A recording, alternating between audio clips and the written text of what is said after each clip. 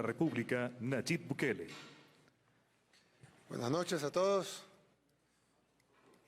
Bueno, gracias por estar aquí trabajando sábado en la noche, pero como ustedes saben, 24/7, ¿verdad? Bien, hay básicamente dos puntos importantes en esta reunión.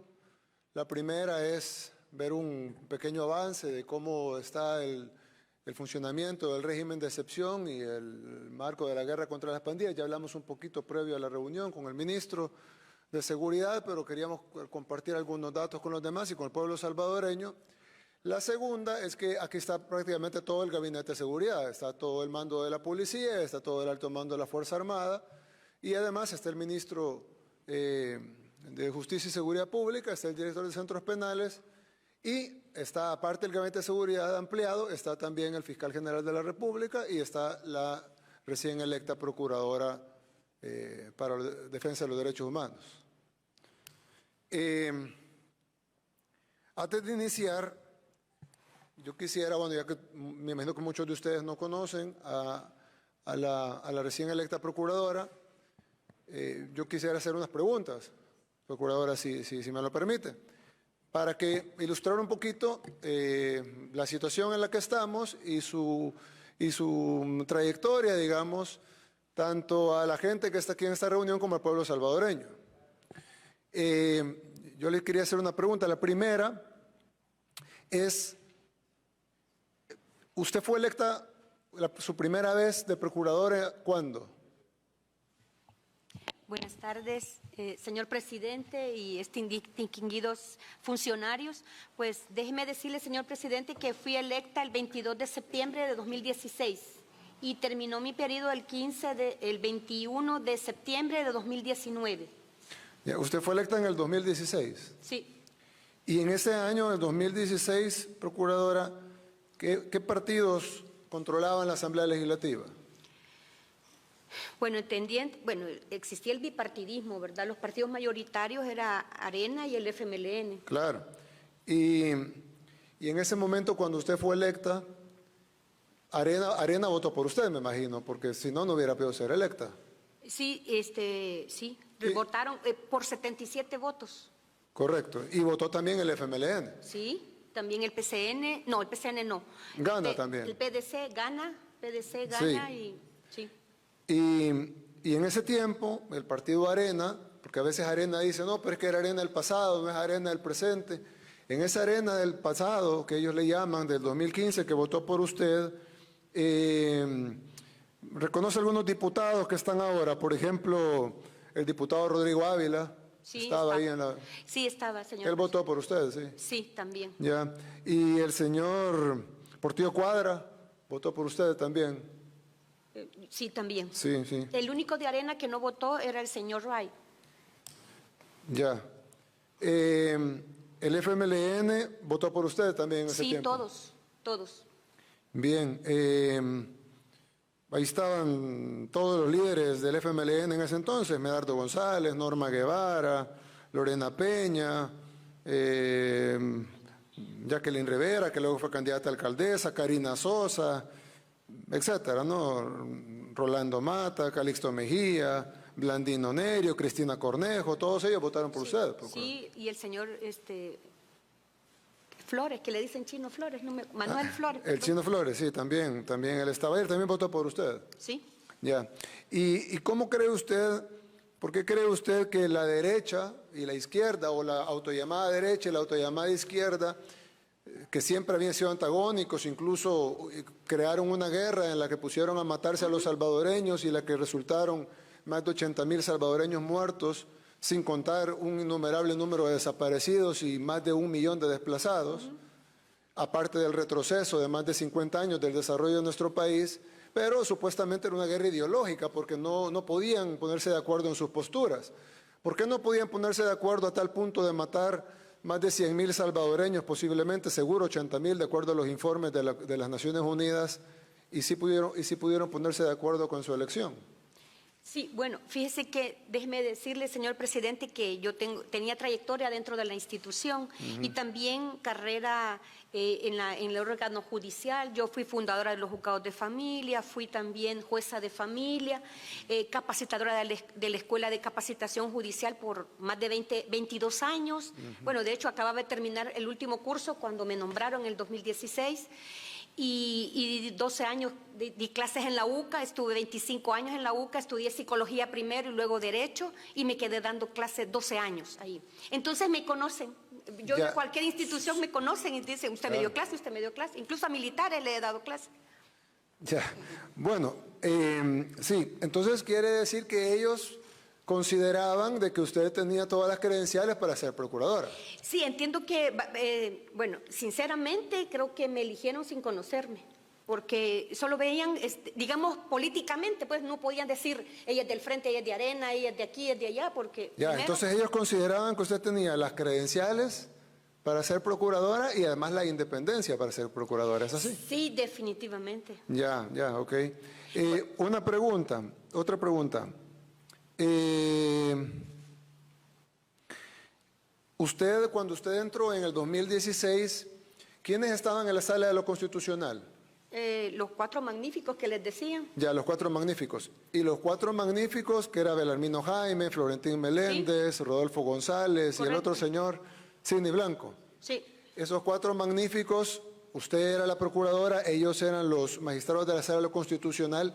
Ellos podían destituirla, es decir, podían ordenar su destitución por una inconstitucionalidad. Sí, De llegaron a hecho, lo hacerlo. hicieron con mucha gente, lo hicieron Sí. con presidentes de la Corte, de hecho, presidente de la misma Corte Suprema de Justicia, lo hicieron con magistrados de la Corte, lo hicieron con magistrados y presidentes de la Corte de Cuentas, incluso destituyeron, recuerdo yo, a 84 diputados suplentes electos. correcto, En una sola resolución se volaron 84 diputados electos por el pueblo. correcto.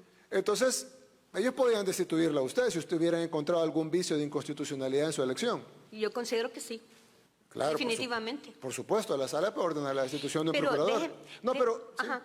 Es que lo que pasa es que ellos incluso, el mandato constitucional de la persona titular de la Procuraduría establece la facultad de supervisar la administración pública frente a las personas, no hace distingo, es a todas las instituciones.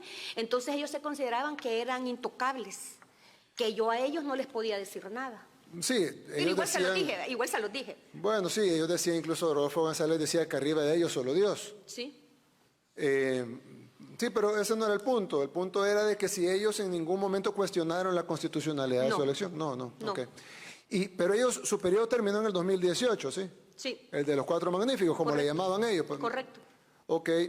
Y cuando terminó su periodo de ellos, en el 2018, entró una nueva sala de lo constitucional. Sí. ¿Cuál fue esa sala de lo constitucional? Bueno, eran nuevos, estaban 2 señores que eran del frente, también habían 2 personas que eran de Arena, estaban y un juez que era juez de familia y que lo pusieron ahí, yo no sé ni cómo. Bueno, estaba Kader Camilo, estaba... Sí. Entonces, ellos que entraron es lo que la oposición actualmente, los juristas de la oposición, le llaman la sala legítima, porque ellos dicen que nosotros destituimos de una manera ilegal a la sala de lo constitucional y pusimos un nuevo magistrado, por lo tanto ellos a esa sala le llaman la sala legítima. Bueno, Entonces que yo- tienen... sí. No, ellos le llaman así. Ah, claro. Claro, entonces ellos tienen la sala de los magníficos, como le llaman ellos, magníficos, y la sala legítima. Es decir, son las 2 salas más importantes para la oposición, ¿es correcto? Correcto. Ya, y esa sala cuestionó su No, de su ninguna constitucionalidad. manera. De ninguna manera. Solo déjeme comentarle algo, señor presidente, que yo hice un amigo curias, se llama el término jurídico, como amigos de la Corte, en el caso del Mozote, y pues yo di bastante información y en las audiencias de seguimiento que le daba a la sala, a la sentencia que habían emitido ellos en el 2010, en julio del 2016, antes de que yo fuera electa, yo presenté, ¿verdad? Y me dieron el rol que me corresponde, ¿verdad? En aquel momento me corresponde y atendieron y la nueva sala atendió también todas mis sugerencias, porque eso es lo que hace el amigo de la Corte, ¿verdad? Presentarle pruebas, presentarle análisis y me los atendieron, me respondían todo. Ya. Otra pregunta, procuradora, si me permite. Claro.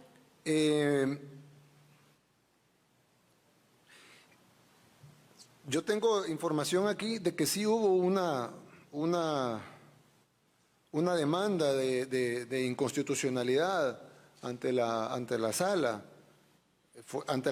Se presentó ante la sala de los magníficos, como le llama la oposición, y luego ellos no dieron resolución, pasó la pelota a la sala posterior, a la sala legítima, como le llama la oposición, y ellos sí dieron una resolución en la cual dijeron básicamente que su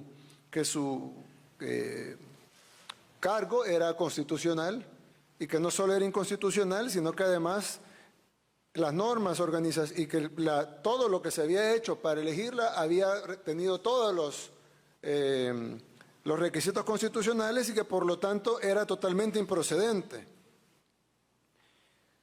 Es decir, no solo la declaran constitucional por omisión, sino que la declaran constitucional en resolución. Sí, es correcto. Ya, correcto. La sala legítima, como le llama la oposición. Ahora, y todo esto, incluso estaba viendo esta fotografía. No sé si la alcanza a ver. La va a alcanzar a ver. Pero ahí está usted con alguien, un señor, yo lo conozco a él, pues lo he visto en medios de comunicación, se lo alcanza a ver. No, no sé. ¿Cómo se llama este señor? No sé. Vivanco, José Miguel Vivanco. ¿Usted, José Miguel Vivanco. sí? ¿Usted lo conoce? No me acuerdo, fíjese. Sí, ahí sale con él, creo que debe haber firmado algo. No sé si en Cancillería, no sé, yo no creo que, yo nunca me he reunido con él. Sí, José Vivanco, dice, acompañada de la Procuradora para los Derechos Humanos Raquel Caballero y la Presidenta de la Fundación de ATJ, Claudio Maña, en el conversatorio. Era un conversatorio de bueno, nos invitaron quizás para compartir algo. Sí, pero... estaba la par suya, ahí bien contento. Vaya, ni me acordaba de eso. Bueno, claro, tantos eventos, pero está claro que para José Miguel Vivanco, usted era una procuradora que estaba haciendo bien su trabajo, ¿o no? Claro. Ok, y veo que también me pasaron un reporte de que usted firmó una carta de entendimiento con Funde, con el señor Roberto Rubio, de Funde. Sí, Señor, eso sí es cierto. Firmaron un convenio. Sí. Bueno, las También, dos cosas son ciertas, porque ahí está la Claro, foto. claro. Sí. Sí, también firmé con el presidente de la Corte Interamericana de Derechos Humanos, firmé un convenio de cooperación. Ah, qué interesante. Sí, también fui electa presidenta de la Red de Instituciones Nacionales de Derechos Humanos del continente americano. También fui coordinadora del Consejo, más bien secretaria técnica del Consejo Centroamericano de Procuradoras y Procuradores de Derechos Humanos. También fui coordinadora de la Red de Migrantes y Trata de Personas para Centroamérica de la Federación Iberoamericana del Ombudsman. También fui, perdón, pero... No, por favor. También fui coordinadora de la Red de Niñez para Centroamérica y coordinadora de la Red de Migrantes.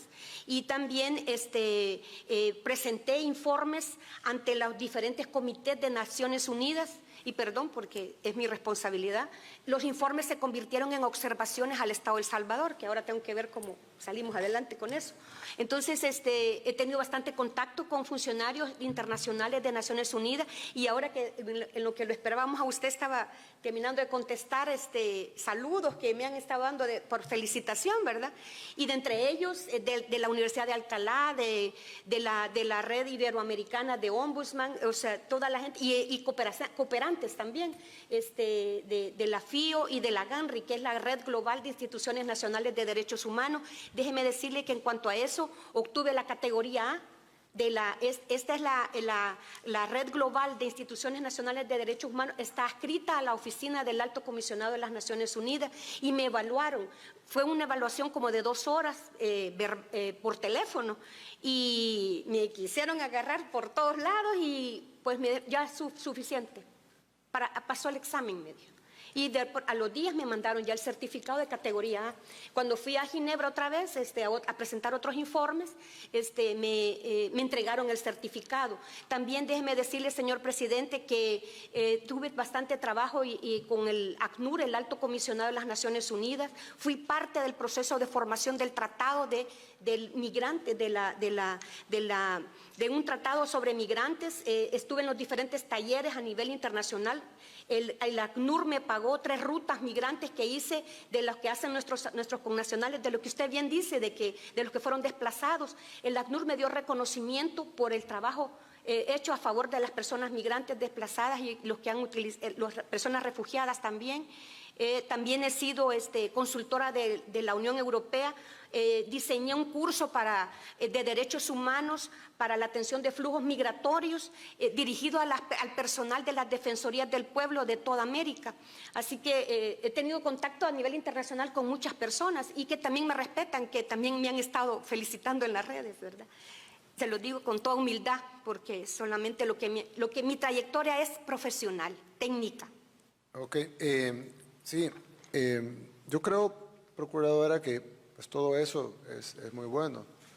Pero para mí hay algo que resalta de todo eso que usted nos ha contado, que es muy bueno y pues ahí está fácilmente verificable. Creo que hay algo que resalta y es el hecho de que nadie de la oposición, probablemente nuestros seguidores sí, pero nadie de la oposición, ni las personas, ni sus seguidores, ni sus diputados, ni sus partidos, ni sus ONGs, ni las organizaciones internacionales, ni la comunidad internacional, ni la CIDH, ni Human Rights Watch, ni ninguna de esas personas puede cuestionar su idoneidad para el cargo.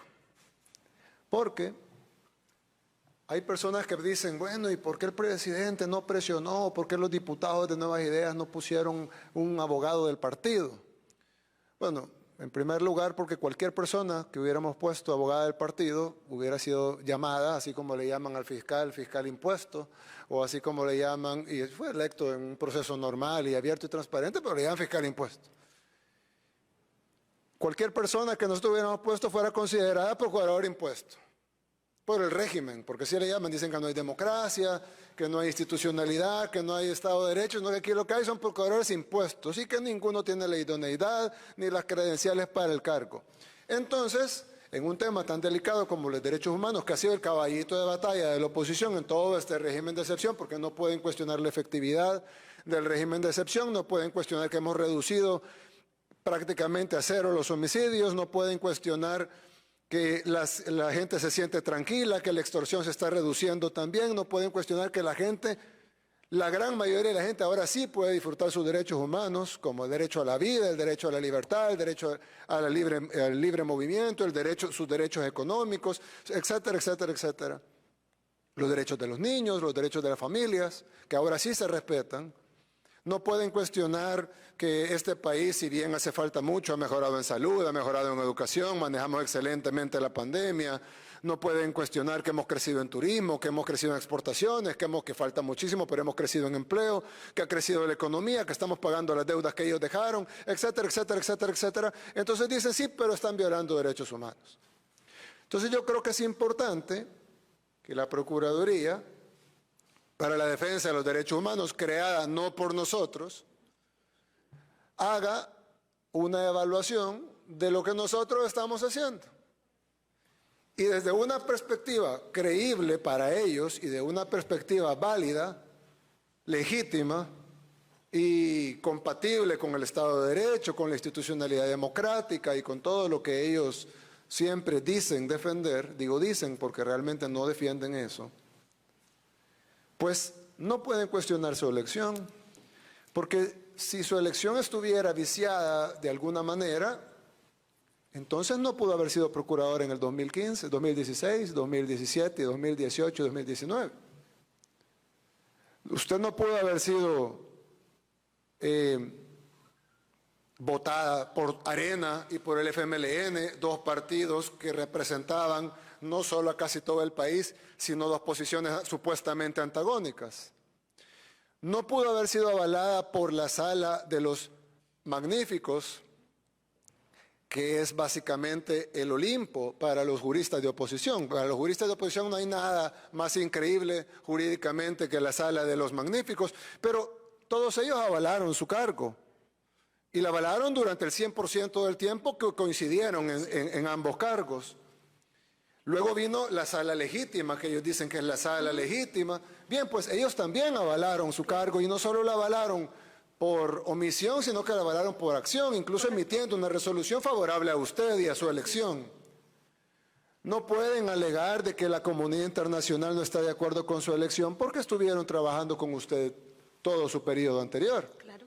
De hecho, yo le mencioné algunos, como Vivanco, como Funde, como etcétera, y usted me mencionó otros, como la CIDH, como un montón de grupos más.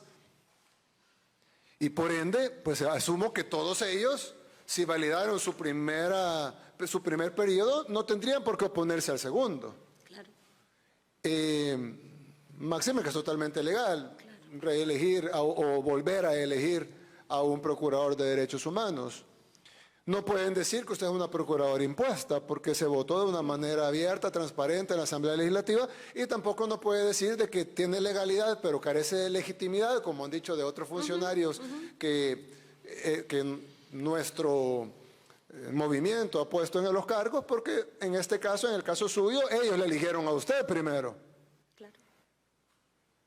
Entonces, gozando usted de toda la credibilidad y toda la legitimidad que ellos validaron en su momento y que nunca validaron, nunca desvalidaron, pues ahora si dejaran de validarlo, parecería que lo que quieren es un procurador que se comprometa a obstaculizar al gobierno, no un procurador que tenga sus credenciales, porque si ellos están opuestos a un procurador con sus credenciales, no lo hubieran electo como procurador. Claro.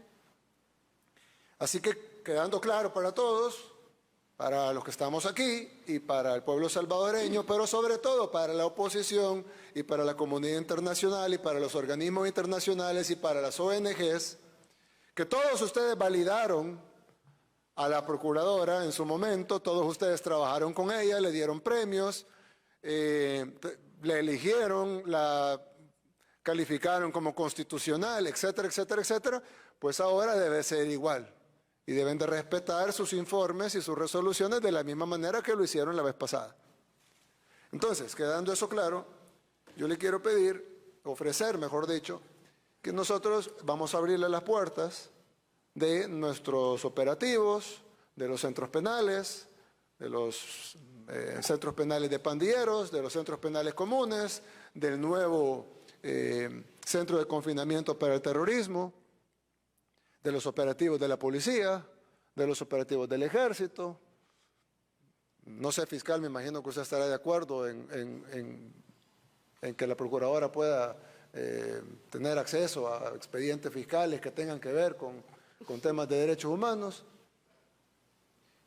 y pueda usted emitir un informe independiente, validado, no por nosotros, porque nosotros estamos seguros que lo que estamos haciendo está bien, no validado por nuestra gente, porque nuestra gente nos apoya en lo que estamos haciendo, sino validado por la oposición y validado por las ONGs que tanto nos atacan y validado por los organismos internacionales que nos atacan, porque ellos la calificaron a usted como una excelente procuradora para la defensa de los derechos humanos, ellos la eligieron a usted en su primer periodo y ellos la declararon constitucional, tanto a la sala de los magníficos como a la sala legítima.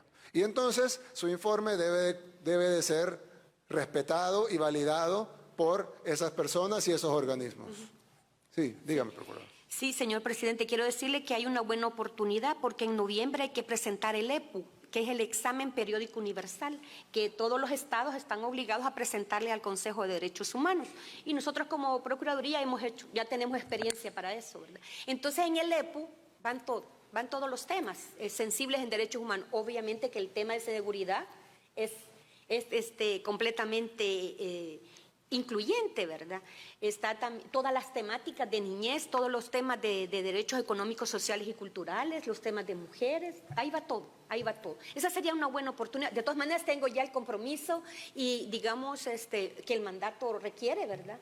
Y a nivel internacional y a nivel local, ¿por qué no dijo nada la oposición? Porque conocieron mi trabajo. Y no obstante, que me mandaron currículum de personas para que fueran mis adjuntos. Un partido quería las 6 adjuntas y otro quería el adjunto. No les di ni uno. Y se enojaron, me llamaron reclamando. Yo lo siento. Puse personal técnico, porque lo que necesitamos en derechos humanos es eso, gente sensible y conocedora del trabajo, ¿verdad?, institucional. Como yo llegué el 2001, los conocía todos y ocupé varios cargos de dirección. Entonces, me conocían y entonces yo identifiqué a algunos de ellos, gente con trayectoria dentro de la institución. Entonces, para hacer este trabajo, yo ya tengo el equipo. Claro. Creo, procuradora, que para el pueblo salvadoreño, la mayoría, la gran mayoría del pueblo salvadoreño, va a ser más importante su trabajo de ahora en adelante que el trabajo que realizó en su administración anterior. Correcto. Yo mencioné todo lo de la administración anterior, elección, validación, constitucionalismo, etcétera, porque creo que lo más importante de que usted sea la persona que va a estar a cargo de la Procuraduría es que usted no puede ser acusada de ser una procuradora nuestra, o ser una procuradora del régimen, como le llaman ellos, o ser una procuradora de nuevas ideas, o de ser una procuradora ilegítima o inconstitucional, o que no tiene la legalidad o las credenciales necesarias, porque ya todos ellos validaron eso. Ya todos ellos validaron su idoneidad, ya todos ellos validaron su independencia, ya todos ellos validaron sus credenciales, su legitimidad y su constitucionalidad. Y la validaron no solo los partidos políticos, sino las salas de lo constitucional, ambas que pasaron por su periodo. Por ende, yo creo que eso es lo que para el pueblo salvadoreño era importante que lo supieran, que es la razón por la que yo creo que usted es la persona adecuada para dirigir la Procuraduría. La razón principal para mí no es su desempeño, sino es la legitimidad que nuestros opositores le dieron, aquí en el país y en el extranjero. Ahora, de ahora en adelante, creo yo, y se lo digo humildemente porque yo no soy su jefe, usted es una institución independiente, creo yo que ahora lo que va a ser más importante para el pueblo salvadoreño es que con esa legitimidad que tiene con la oposición y con los entes internacionales, organismos, ONGs, etcétera, con esa validez que tiene, con esa credibilidad que tiene que tener, y si ahora ya dicen que ya no, entonces obviamente lo único que quieren es alguien que venga a fregar, pero objetivamente no tendrían ningún argumento para decirlo por lo que ya dije anteriormente. Entonces, eso creo humildemente que lo que sí va a importar para la mayoría del pueblo salvadoreño que está con nosotros o apoya lo que estamos haciendo, va a ser el trabajo que usted haga de ahora en adelante con esa credibilidad y legitimidad y todo lo demás que le dieron todos estos organismos. Y por eso le estamos ofreciendo abrir las puertas para que usted tenga acceso, tal vez acceso que tal vez no tuvo antes, y que eso le pueda servir para emitir informes y reportes y resoluciones independientes y que nadie puede cuestionar su validez. Ya que no les gusta, bueno, eso ya es otra cosa, pero es una cuestión de gustos, no es una cuestión de Estado de Derecho, no es una cuestión de democracia y no es una cuestión de dictadura, sino que simplemente es una cuestión de gustos. Y eso pues ya es un tema que no nos atañe a nosotros. Bien, abordado ese tema, sí. Sí, quería en primer lugar darle las gracias, señor presidente, y también a todos los funcionarios que usted ha convocado a esta reunión. Déjeme decirle que lo que mi pretensión y por qué me postulé es precisamente por la visión de país. Y soy creyente de que entre todas y todos podemos sacar adelante al país. Hay muchos problemas que el país le aquejan a la ciudadanía salvadoreña, a todo el ciudadano común, el que sale todos los días a trabajar. Entonces, que entre todas y todos podamos darle respuesta al país. Entonces, mi objetivo, y me gustaría pues que bueno la apertura que usted ha dado, de todas formas ya estaba pensando en convocarles, ¿verdad?, para empezar a trabajar, no con el objetivo de alguien que va a venir a señalar, sino con el objetivo de ver cómo entre todos sacamos adelante al país, ¿verdad? Yo creo que estamos en una coyuntura político-social diferente. En 200 años nunca habíamos tenido lo que ha pasado, ¿verdad? El 3 de febrero y el 28 de febrero, nunca lo habíamos tenido. Y hay que estar uno ubicado en tiempo y espacio de lo que la ciudadanía quiere. Y ahora tenemos un pueblo que exige, tenemos un pueblo que se fija, que evalúa. Entonces yo quiero estar a la altura de esa exigencia y también de pedirles a ustedes el apoyo y la colaboración, porque yo voy a hacer mi trabajo, pero también con el objetivo de sacar adelante al país todas y todos. Bueno, gracias, procurador. Eso lo decidirá el pueblo salvadoreño viendo su desempeño. Como le manifesté, mi humilde opinión es que la gente va a evaluar y fiscalizar su trabajo de ahora en adelante, que creo que es lo más importante. Para mí, lo importante de lo anterior es la validación, pero creo que sí, es vital que podamos trabajar para sacar adelante al país, por eso estamos sentados aquí. Bien,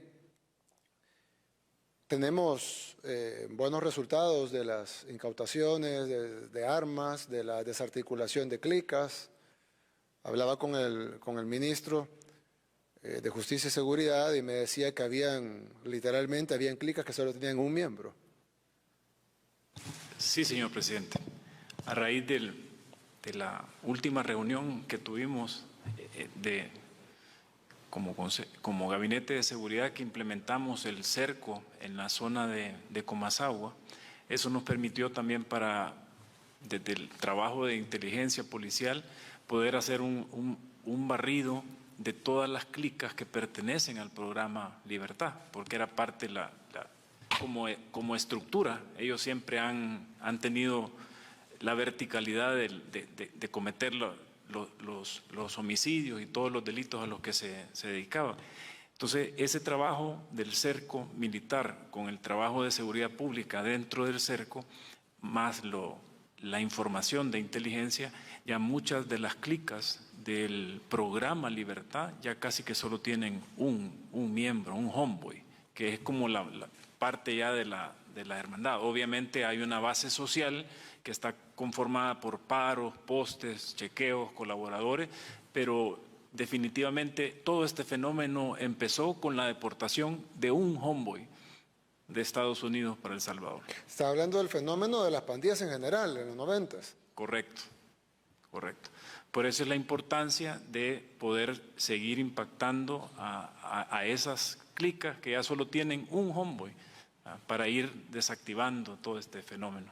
Sí, que como la parte estructural cabeza de la clica, todo lo demás se desmorona solo. Sí, imagínense que este fenómeno, por todas lo que los gobiernos anteriores fueron incapaces, es decir, la MS empezó con un homeboy y llegó a tener, según nuestro registro. Y toda la fuerza del Estado no pudieron agarrar el homeboy.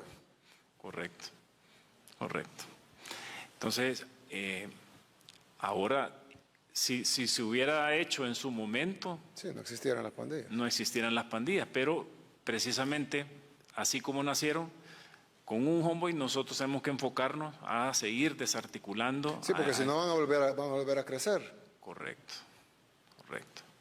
Pero hasta el momento lo que usted nos ha ordenado que ejecutemos como gabinete, que hemos tenido la colaboración de la Fiscalía General de la República, más esta segunda fase de reformas que vienen para procesar a estas estructuras como estructuras, claro, terroristas. Son estructuras terroristas. ¿Verdad? Entonces, eso nos va a permitir poder realizar algo que nunca habían querido hacer los gobiernos anteriores y que precisamente lo decíamos ayer en la Asamblea cuando llevamos la solicitud del Consejo de Ministros para la prórroga, que es la población la que está demandando, la que nos está reconociendo el trabajo que se está haciendo, que nosotros como gabinete pues estamos ejecutando las instrucciones que usted nos encomienda y por supuesto esta modalidad del cerco también tuvo muy buenos resultados,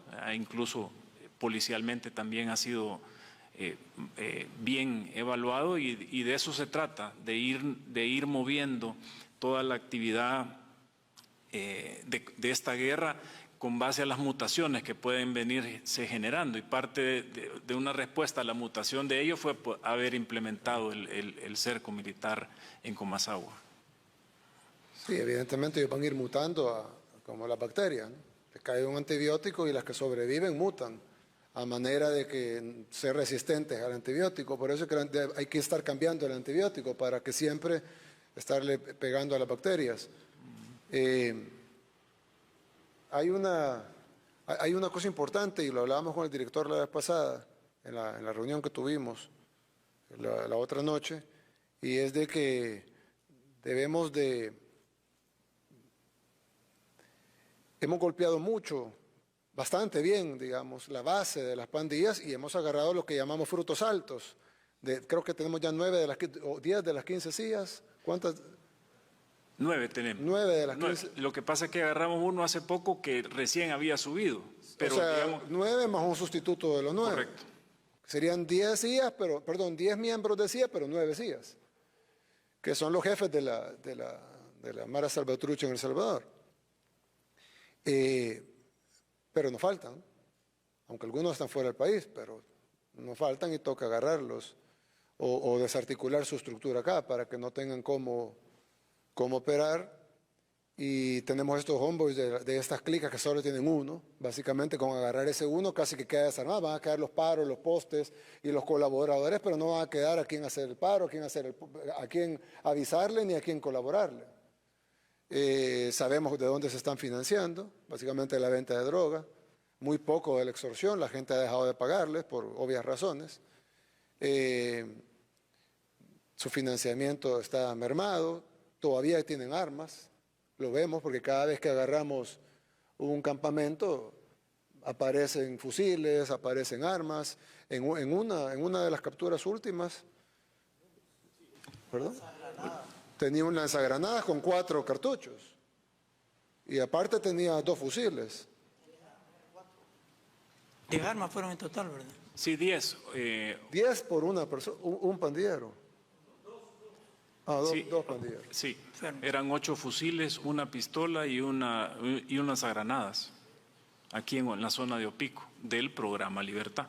Y también un lanzacohetes, un LOB. ¿Eso fue ayer o ahora?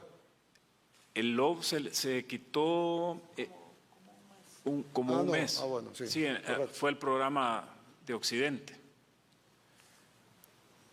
Entonces, está claro que armamento tienen. En algunos casos no mucho, pero en otros casos de sobra, como este caso de lunes.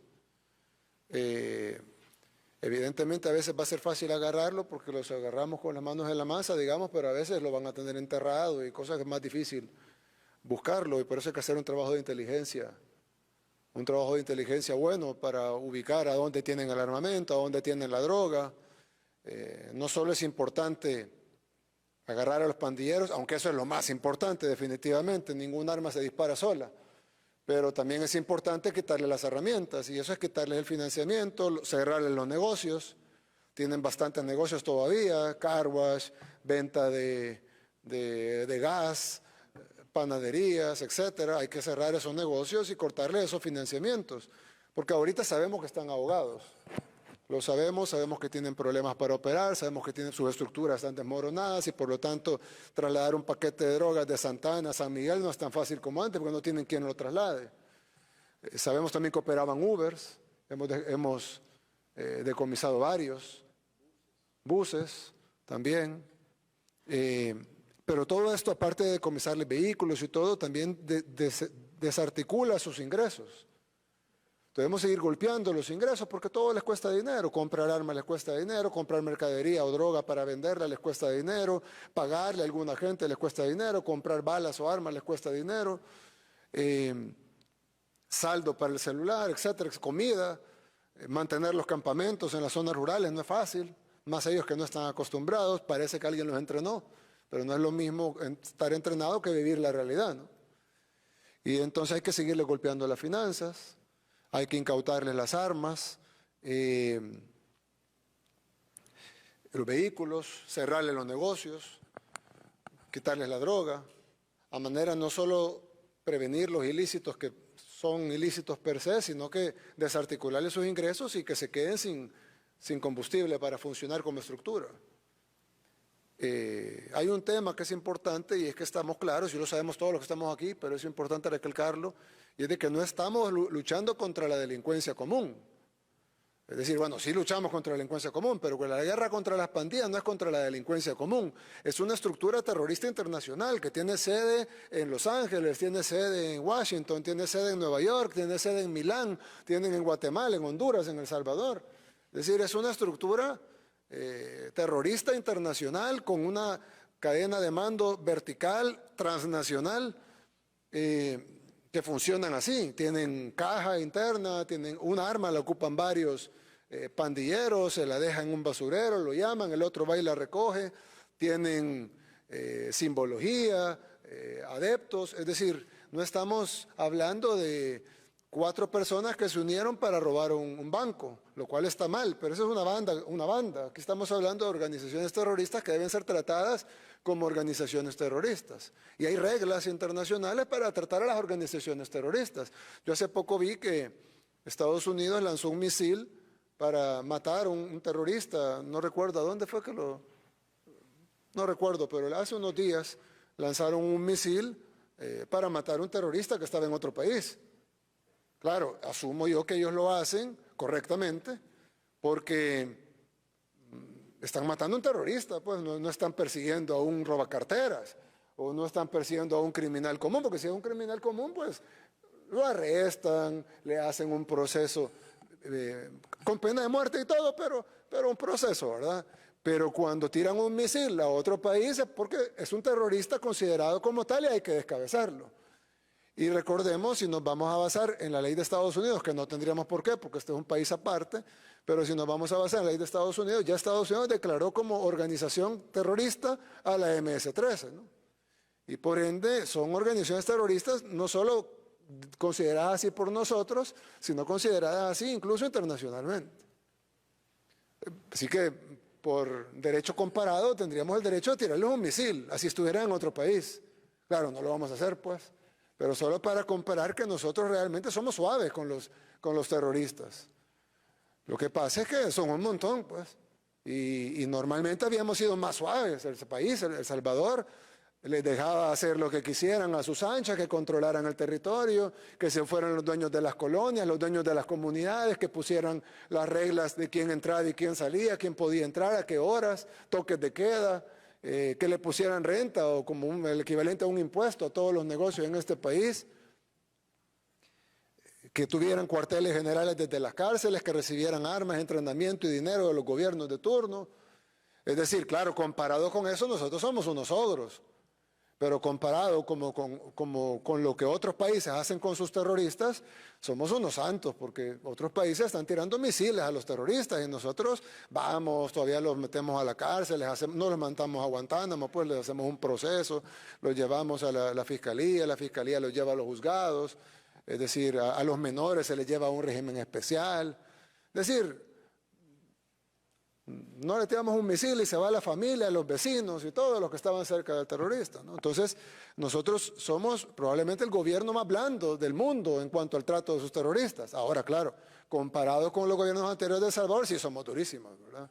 Porque estamos haciendo lo que se tuvo que haber hecho siempre, que es la lucha contra estos grupos terroristas que han amedrentado a nuestra población ya casi 30 años, 25 años aproximadamente desde que el presidente Clinton deportó a los primeros pandilleros que vinieron a El Salvador y que formaron las pandillas que estamos combatiendo ahora. Y por eso es tan importante que el ejército esté involucrado en esta guerra. En primer lugar, porque tenemos capacidades de combate. Por ejemplo, el cerco en Comasagua hubiera sido imposible si no tuviéramos la forma técnica de poder, claro, de poder cercar un territorio. La policía no está entrenada para cercar un territorio, la policía está entrenada para investigar, ir, agarrar al homicida, como lo hicieron muy excelentemente, no solo con los miembros de la clica, que prácticamente se eliminaron, sino también con los asesinos. Correcto. Para eso la policía es la experta. Para cercar el territorio, el ejército es el experto. Entonces, yo creo que aquí estamos haciendo una buena, un buen 1-2, teniendo las capacidades que tiene la policía, que por cierto los quiero felicitar, porque en los últimos casos, yo sé que también tiene mucho que ver el hecho de que ya no son tantos, pero en los últimos casos que han habido, no solo de homicidios, sino de todo. Incluso a veces suben un video en redes sociales que de repente se bajaron 2 a darse puñetazos en la calle y en una hora están atrapados. A mí me sorprende, pues me sorprende felizmente, porque antes todo eso quedaba en la impunidad. Antes incluso yo recuerdo una vez, hace más de 15 años, se metieron a robar a mi oficina. Yo llamé a la policía y la policía me dijo, mire, la verdad es que vamos a levantar el reporte, pero no, ahí va, o sea, no vamos a investigar un robo en una oficina. Tenemos 25 homicidios que investigar hoy y 25 más mañana. Pero levantaban el reporte en ese tiempo porque eso servía para cobrar el seguro. Nada más. El reporte policial servía para cobrar el seguro. Ahora no. Ahora, pero es que casi que si pasa alguien y amenaza a otro, o viene alguien y empuja a alguien, atropella una mascota o pasa cualquier cosa, la policía va y hace su deber inmediatamente. Casi todos los casos se resuelven de una manera increíblemente rápida, más rápida, estoy seguro, que otras policías en el mundo. Y eso le decía yo en la reunión pasada que tuvimos, que solo estuvo el ministro, el fiscal y el director y el ministro de Seguridad y Justicia. Yo le decía que realmente el potencial que tenía la PNC, digo tenía porque hoy ya no es potencial, hoy es una realidad. El potencial que tenía la PNC y que hoy es una realidad en cuanto a operatividad, inteligencia, investigación, etcétera, es impresionante. Impresionante. Yo no sabía que tenían tanto potencial. Yo sabía que íbamos a trabajar para construirlo, pero es increíble. Es decir, ahora los casos se resuelven, pues normal que se resolvieran en 6 meses, pero se resuelven en 24 horas. Y con pruebas, con videos. Es decir, de verdad es sorprendente. Es más, los asesinos en Comasagua, fue increíble todo el proceso investigativo que se hizo. Hay cosas que no se pueden decir porque alertamos a los pandilleros cómo los agarramos, pero es increíble, pues. O sea, casi que... ¿Perdón? Son técnicas especiales de investigación que no las podemos decir porque entonces vamos a dar la clave ahí a otros. Sí, pero son muy buenas. Son muy buenas. Yo de verdad estoy gratamente sorprendido por el trabajo que está haciendo la policía, porque yo sabía que tenía mucho potencial, pero no me imaginé que fuera tanto y que fuera a desarrollarse tan rápido, y que tuviéramos una policía tan profesional y con tanta capacidad investigativa y de inteligencia como tenemos ahora. De hecho, estábamos compartiendo unas cosas que me envía el ministro, y ¿cómo obtuvieron esto? Me dice, bueno, que tal y tal. Y entonces, me parece excelente, le dije, el proceso. Y realmente ya habrá un momento para mostrarle a la población algunas de estas cosas cuando ya estemos más avanzados en esta guerra contra las pandillas y ya esa forma de operar ya no nos sirva de mucho, pues podremos comunicarla. Hoy por hoy pues quedará eso pendiente, pero sí los quería felicitar por el gran trabajo que están haciendo. Yo sé, cada uno en su área están haciendo un gran trabajo. También la Fuerza Armada, pues creo que la gente lo ve en la calle y es increíble. La gente ve en la calle soldados, igual policías, pero policías tal vez están más acostumbrados, pero ven soldados en la calle, la gente sale, los saluda, les ofrece café, les ofrece un pan. Bueno, a mí me sorprendió, por ejemplo, cuando instalamos el cerco en Comasagua, que yo asumí que iba a haber gente, por la restricción al movimiento no deja de ser molesta. Por supuesto, hay una gran ventaja que es la seguridad y eliminar la clica y proteger la vida de los salvadoreños, pero alguna molestia tenía que haber por la restricción al movimiento, las revisiones, cateos, etcétera. Pero no, la gente está pidiendo que no se vaya al cerco. Yo le digo, pues tenemos que quitarlo, no podemos estar en cerco en Comasagua todo el tiempo. Pero la gente dice, no, por favor no se vayan porque los pandilleros van a regresar. Claro, la gente tiene que tener la confianza que los pandilleros no van a regresar porque ya la clica está desarticulada y si vinieran pandilleros de otro lugar, pues también vamos a ir por ellos. Pero me sorprende gratamente también el profesionalismo porque quiere decir de que la gente no solo está consciente de que pues, hay un costo de molestia que hay que pagar por la seguridad, sino que aparentemente ese costo es casi inexistente para la gente porque nuestros soldados están ahí cuidando, tratan con educación, son respetuosos. Y bueno, en el caso incluso de Comasagua, pues 5 hasta dieron su vida, ¿no? por la gente. Y creo que eso es importante de que la población, y bueno, lo digo en nombre de la mayoría de la población, habrán un par de desagradecidos, malagradecidos que no van a valorar la vida humana, pero el 99, bueno, no sé, 90 y pico % de la población, o sea, más de 9 de cada 10, está muy agradecido con el trabajo que están haciendo. Y sabemos que tanto policías como soldados y también los bomberos y protección civil en sus áreas, pues, pero guardavidas, pero policías y soldados en el tema de seguridad no solo están haciendo un trabajo ejemplar y que ha sido ejemplo para el mundo, porque somos ejemplo para el mundo en el tema de seguridad, indiscutiblemente. No solo es un trabajo ejemplar, sino que además es un trabajo riesgoso. Nadie puede negar que los policías y los soldados están arriesgando su vida en pro de la seguridad y de salvaguardar la vida de los demás. Y pues eso merece muchas cosas, pero principalmente agradecimiento. Y creo que lo mínimo que podemos hacer los salvadoreños es agradecerles por el gran trabajo que están haciendo y acompañarles en todo el trabajo que hace falta. Porque si bien hemos golpeado a la mayoría de las pandillas, lo que queda cada vez es más difícil de agarrar. Ya no podemos hacer 1000 arrestos diarios, hacemos 80. Porque es más difícil, como frutos altos, el fruto bajo es bien fácil de bajar, luego el fruto mediano es más o menos fácil, pero ya el fruto alto es difícil de bajar, y ahorita en lo que estamos enfocados desde hace ya 2 meses, o más, un poquito más, 2 meses y medio, pero en obtener los frutos altos. Y por eso es que agarramos un grupo de pandilleros con lanzagranadas, con 8 fusiles, porque estamos agarrando fruto más alto.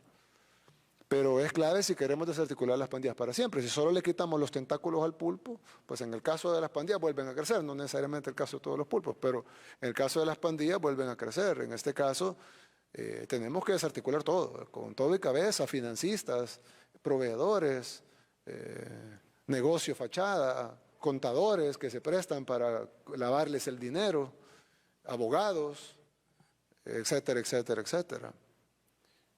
Si no, no vamos a salir de esto, y creo que la población sabe y puede certificar porque lo viven en el día a día, no es que nosotros lo estamos contando aquí en este lugar, no, la gente lo vive en su casa, en su colonia, en su comunidad.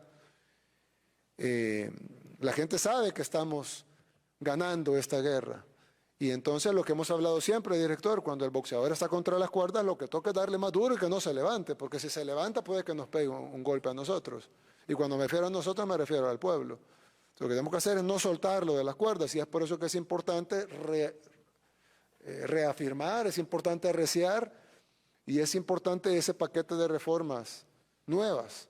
Ya ahí se hicieron 2, 3 paquetes de reformas, pero este nuevo paquete de reformas para enjuiciarlos como organización y no únicamente individualmente, aunque también tienen sus delitos individuales, pero enjuiciarlos como organización para que esto no vuelva a pasar y que no vayamos a sembrar las semillas del delito del futuro. Porque si nosotros hacemos todo este gran operativo y al final se condenan a 5, 10 años, 15 años, en 15 años van a salir libres y si tienen 20 van a tener 35. Y entonces ya no vamos a estar nosotros aquí, pero el pueblo salvadoreño dentro de 15 años va a decir, ustedes sembraron la semilla del crimen que tenemos ahora. Y es por eso que es importante de que se hagan las reformas legales necesarias para que, y gracias a Dios tenemos una asamblea afín, porque si no tuviéramos que ir a pelear con Areni al frente, y como ellos eran patrocinadores de los pandilleros, pues obviamente no nos iban a aprobar ninguna de esas reformas. Pero ahora tenemos diputados que están comprometidos a aprobar esas reformas para poder garantizar de que no solo resolvamos el tema de la delincuencia, que gracias a Dios lo estamos haciendo, sino que no sembremos la delincuencia dentro de 20 años y que nuestros hijos nos culpen de que les dejamos un problema, una bomba de tiempo, sino poder resolver el tema totalmente. Y eso incluirá reformas en las cárceles, incluirá, por supuesto, reinserción de los colaboradores, no de los homeboys, ¿verdad?, ni de los gatilleros, como le llaman algunos, sino de la masa social colaboradora, ¿no? Que ese tiempo que estén en la cárcel les sirva para para reinsertarse y cuando salgan de aquí en un par de décadas, pues que salgan reinsertados a la sociedad, así como se ha hecho con los reos comunes, que se han hecho programas súper buenos de todo tipo. De hecho, están haciendo los pupitres de las escuelas, están haciendo puestos policiales, están haciendo las torres de los guardavidas, están limpiando ríos, están limpiando playas, borrando grafitis. Y entonces, pues esa gente se está, por lo menos en su mayoría, ¿verdad? Y igual tienen que cumplir su pena, pero en su mayoría se están reintegrando y creo que eso es algo súper positivo. Además, en algún momento van a salir ellos, ¿verdad? Hay unos que no, pero en algún momento ellos van a salir y pues mejor que salgan ya con conocimientos de un oficio y habiendo pasado 10 años haciendo pupitres de escuela y no en riñas como en otros países donde en las cárceles lo que son cuarteles generales del crimen y pasan en motines y en riñas y todo. Y acá, a pesar de que hemos hecho un esfuerzo sobrehumano para poder alojar a todos estos nuevos inquilinos del sistema penitenciario, pues no ha habido mayor cosa. Sí, por favor, director. Gracias, presidente. Definitivamente, desde el inicio del Plan Control Territorial, prácticamente cuando usted da la apertura a 20 días de iniciar su gobierno, tomamos el control de las cárceles y hasta este día no hemos tenido ningún amotinamiento ni ningún origen de violencia en base a riñas dentro de los penales. Y eso es algo a destacar porque antes era el día a día y es que eran las cárceles, y esto es conocido por toda la población salvadoreña, que las cárceles eran sus grandes centros de operaciones, teléfonos, celulares y todo lo que se pudo observar. Prostitutas llevaban a las cárceles y subían los videos a redes sociales, o sea, tenían incluso teléfono, cámara, internet. Se quedaban con ellas en las celdas incluso, y hay videos de eso incluso. Sí, sí. Y definitivamente todo eso, la población salvadoreña puede estar totalmente segura de que hoy son centros de corrección, de corregir los malos hábitos que tenían, y ahí el Estado es el que impera toda la fuerza de la ley. Y nosotros, eso es algo bien positivo y a destacar, porque definitivamente estamos montando un régimen en el cual es diferenciado totalmente. El reo común está, como bien usted lo explicó, rehabilitándose, pasando todas sus etapas, pasando fase de confianza. Incluso hay gente que le reconoce su trabajo, obviamente, cuando sale a barrer las calles o independientemente de hacer cualquier labor de ayuda a la comunidad. Y también hoy pasando a que su estancia no sea en ocio, sino que siempre tenga una actividad diaria en cada momento del día, mientras sea su desencierro. E incluso a ordenar su misma celda, y estamos llegando hasta los puntos más básicos que todas estas personas, obviamente, para tener esas carencias que lo llevó ahí en su momento a cometer el hecho delictivo, pueda llegar a tener el día de mañana una reincorporación a la sociedad totalmente diferente, como una persona nueva. Incluso nos sorprende, y con el apoyo de INDES hemos trabajado desde 7 meses para acá y ahorita hemos quedado en el en el Mundial de Ajedrez. Quedamos entre los 4 países finalistas ahorita de presos, de prisioneros. Vamos a pelear contra India la medalla de bronce y tenemos 7 meses de haberlo implementado. Y ahí es como estas personas pueden tener otra oportunidad definitivamente. Y como usted bien, hacemos la diferenciación, no es para aquellos criminales, esos gatilleros y todo eso, gente enferma que definitivamente ha tenido... no van a cambiar jamás. No van a cambiar Tienen jamás. que refundirse en la cárcel. Lo sacas a los 80 años y sale a matar. Así es. Claro. Pero no, estamos hablando de los que tienen. Así es. Claro, y están las oportunidades verdaderas. Y nunca nos hemos nosotros escondido en decir, sí, el régimen es totalmente severo en cárceles de máxima seguridad. Sí. Tenemos los mayores terroristas, ¿cómo los tratan los terroristas a nivel mundial, en España, en todos estos países que están luchando contra el terrorismo? Claro.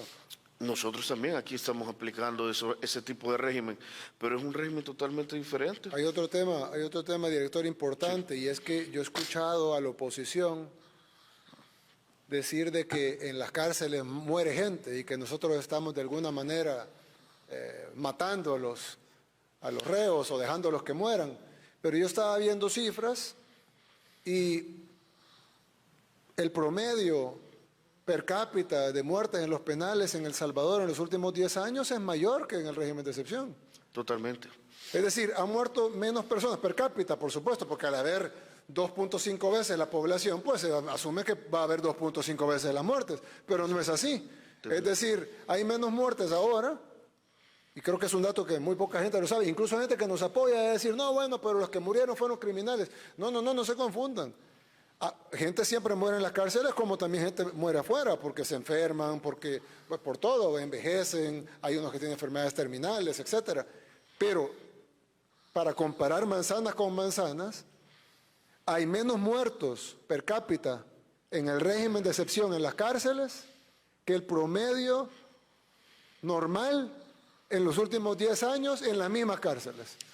No, y algo, presidente. Entonces quiere decir que el régimen de excepción no está matando a nadie, al contrario. Creo yo más bien que la razón por la que está muriendo menos gente que antes, ojo, muriendo menos gente que 2021, muriendo menos gente que 2020, muriendo menos gente que 2019, es tu mismo gobierno, ok, muriendo menos gente que 2018, muriendo menos gente que 2019, menos gente que 17, 16, 15, 14, 13, 12, 11. En esos años fue cuando el país hubo una ola de que llegó hasta el 60% de contagios, 60% de contagios de tuberculosis dentro de las cárceles, que fallecían cada semana, sacaban muchos muertos. Pues en Izalco llegó a tener el 70%, Izalco 1, 2 y 3, estamos hablando de 2017, 2018, tuvo la tuberculosis disparada. Nosotros, con las buenas prácticas penitenciarias en su gobierno, presidente, todo, y se hacen las pruebas con el MISAL,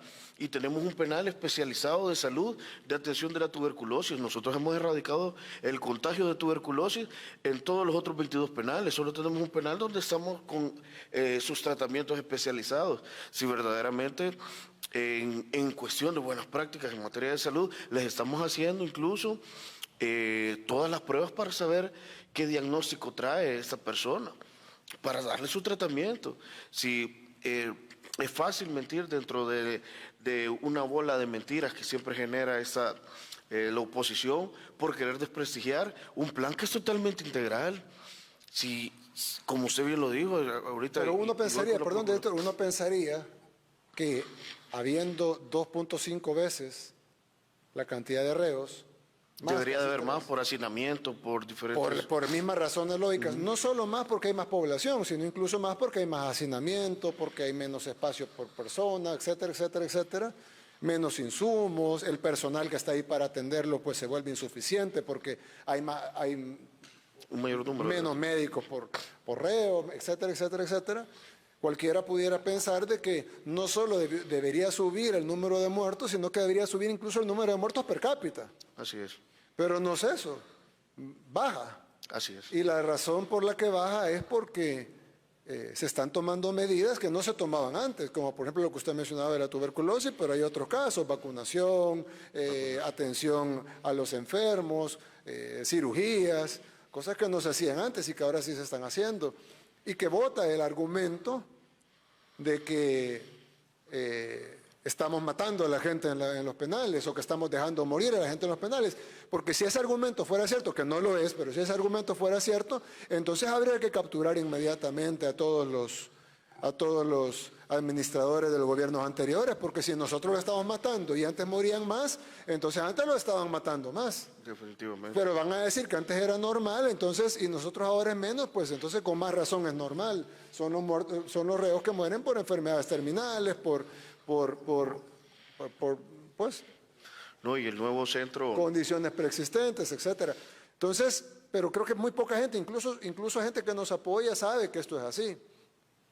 Y creo que eso es un punto importante, procuradora, que me imagino que va a tener que corroborar, que las cifras reales por ejemplo, había visto un caso de que nosotros habíamos desaparecido a una niña a una joven menor de edad estaba embarazada y que le hicimos perder su bebé. Y hasta sacaron una señora que hasta le dan el dinero y agarran el dinero a la señora y le dicen llore. Y empieza la señora, no, ¿qué tal? Y empieza a agarrar un dinero en la mano y dice, aquí le devuelvo el dinero, pero devuelvo. su hija, bueno, me pasaron el reporte, igual me dijeron que ¿cómo es? Por la ley de la niñez no se puede revelar algunos datos, pero ella está bien, está siendo cuidada en su salud desde el inicio, no hay nada que sea imputable a nosotros. Ahora, ella tiene que enfrentar su proceso, como cualquier menor de edad tiene que enfrentar su proceso. Si cometió un delito o que posiblemente cometió un delito, tiene que enfrentar su proceso.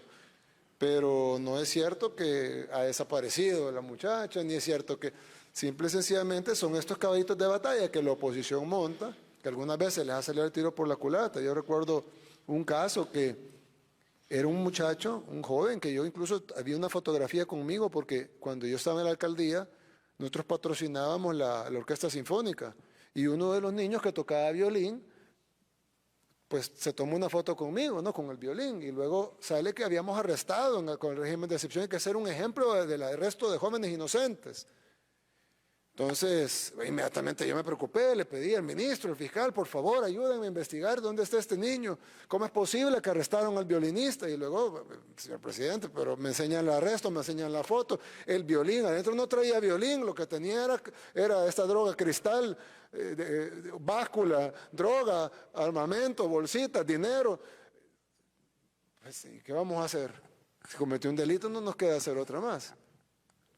Y entonces muchos caballitos de batalla se le han caído a la oposición y se les caen particularmente porque son falsos o porque están defendiendo causas que no deberían defender o porque están basándose en sus propios prejuicios.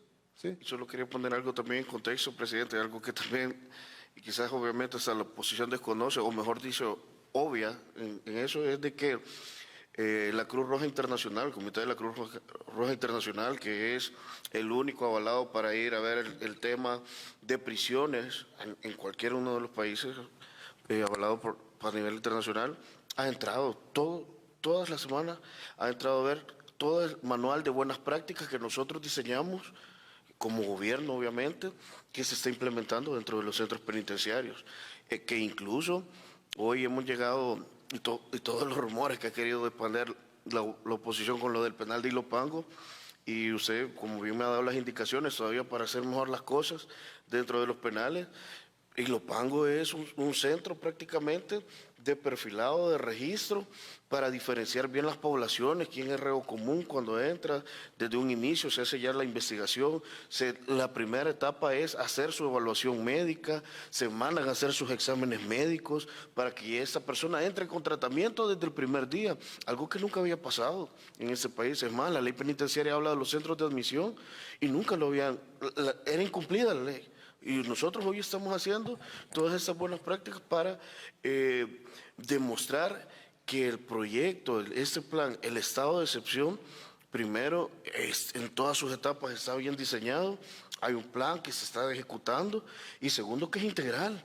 Si aquí no queremos hacer nada en contra de la ley, como usted siempre lo ha mencionado, sino lo más integralmente posible, que la institucionalidad funcione en este país. Incluso en el tema de personas que pueden ser inocentes, evidentemente una microminoría, pero evidentemente las habrá. Eso es como que, como decíamos la vez pasada, ¿para qué existe el sistema judicial entonces si el 100% de las capturas van a ser 100% culpables? Entonces, si las policías del mundo, de Estados Unidos, de Canadá, de cualquier otro país, del primer mundo, ¿no? De Europa, etcétera, si todas las capturas que ellos hacen son de personas 100% culpables y ellos nunca se equivocan y nunca capturan a una persona inocente, entonces deberían de cerrar sus sistemas judiciales, porque ¿para qué los van a llevar a juicio si ya todos son culpables? Evidentemente los llevan a juicio porque hay personas inocentes que son capturadas. Eso pasa en El Salvador, pasa en España, pasa en el Reino Unido, pasa en Francia, pasa en Alemania, pasa en todo el mundo, porque obviamente la policía captura a quien sospecha que cometió el delito. La fiscalía presenta el caso y los juzgados determinan si son inocentes o culpables, y si son culpables, qué nivel de culpabilidad y cuánta pena le corresponde. Si eso fuera un error de El Salvador o un problema que El Salvador tiene en exclusividad, entonces los demás países del mundo no necesitan sistema judicial, simplemente con sus policías perfectas capturan al 100% de la gente culpable, y ¿para qué van a hacer juicios si nunca se equivocan? Evidentemente me imagino que habrá un alto porcentaje en Estados Unidos de gente que capturan que en los juzgados los sacan libres. Habrá un porcentaje en Canadá de gente que capturan que los juzgados los sacan libres. Habrá un porcentaje en Alemania que capturan y que los sacan libres.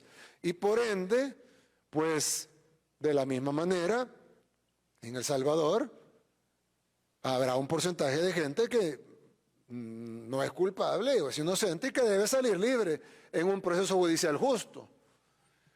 Pero eso no quiere decir de que haya sistematizadamente nosotros estamos capturando inocentes o estamos capturando por capturar o estamos capturando. ¿Y qué ganaríamos nosotros con eso? Evidentemente nosotros estamos tratando de ser lo más certeros posibles y cualquier caso de una persona que haya sido erróneamente capturada, pues hay un sistema judicial que debe de garantizarle sus derechos y si es inocente va a salir libre. Desde el momento que la Fiscalía vote los cargos o que la Fiscalía sí presente cargos, pero que el juez considere que la prueba no es suficiente. Incluso tiene derecho a apelaciones, como en cualquier democracia, ¿no? En cualquier Estado de Derecho. Lo que pasa es que generalmente la oposición ha querido vender la idea de que nosotros no estamos, que en El Salvador no hay Estado de Derecho y que no estamos respetando la institucionalidad o la democracia, o que aquí hay una dictadura o un régimen, como le llaman ellos. Régimen hay, pero de excepción, pero no un régimen antidemocrático, que es lo que quieren vender. Ahora, un tema que sí es importante, es de que hemos hablado aquí mucho, hemos hablado un poco de la operatividad, pero hemos hablado mucho de derechos humanos, de las cárceles, de los reos, de que los muertos en los penales son menos de lo que eran antes en promedio, de que se está reinsertando a los que se pueden reinsertar, de que los menores tienen el tratamiento que deben de tener, que los caballitos de la batalla de la oposición sobre casos en específico son falsos. Se ha hablado mucho de todo eso, pero también yo creo que los derechos humanos, si bien nadie duda que los reos tienen derechos humanos, pero yo creo que algo que no se ha hecho y ningún procurador lo ha hecho antes, o por lo menos yo no recuerdo, discúlpenme si usted lo hizo y no me acuerdo yo, pero no han defendido los derechos humanos de la gente honrada. Generalmente defienden como que todo el enfoque de derechos humanos internacional o de las ONGs incluso está enfocado en los derechos de los delincuentes, que tienen derechos. Nadie dice que los delincuentes no tienen derechos, pero ¿por qué el enfoque es siempre en los derechos de los delincuentes? Y la gran mayoría de la gente honrada, nadie le importan sus derechos. En este país pasamos 30 años siendo acribillados, asesinados, renteados, violados, extorsionados, amenazados, viviendo en zozobra y nadie dijo nada, pero de repente agarran a los que matan, a los que rentean, a los que violan y de repente hay que ver los derechos humanos de ellos. Sí, tendrán derechos humanos, pero son más importantes los derechos humanos de la gente honrada y creo que eso es algo importante, procuradora, que debe de también investigarse y debe de también reportarse, porque si no, entonces no estamos hablando de derechos humanos, estamos hablando de derechos de los delincuentes, que creo que son dos cosas distintas. Derechos humanos son todos y los derechos y las personas que no tienen sus derechos restringidos son las personas honradas, porque los otros tienen derechos humanos pero tienen derechos restringidos. Por ejemplo, no tienen derecho al voto, no tienen derecho a la actividad económica, no tienen derecho a la libertad. ¿Por qué cometieron un delito? Entonces, si se les restringe, en Estados Unidos algunos no tienen derecho a la vida porque les ponen a la silla eléctrica.